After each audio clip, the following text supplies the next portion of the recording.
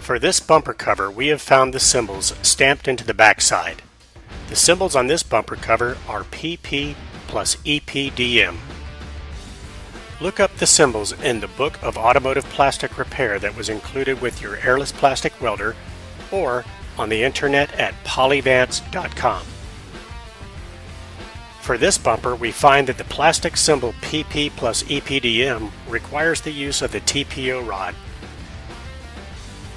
Set the dial on the Airless Plastic Welder to the temperature that matches the welding rod. Allow a few minutes to achieve welding temperature. Insert the rod into the tip of the welder and push the rod into the V-groove and feed the rod into the V-groove as you move the welder along the crack line. Be sure to touch the tip of the welder to the base material to ensure that the plastic will melt together with the rod. Lay down a small length of rod at a time and, before the rod cools off, continue heating and mixing the rod and base material together.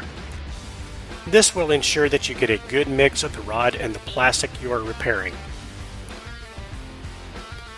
Continue welding in small sections until the entire length of the crack has been welded.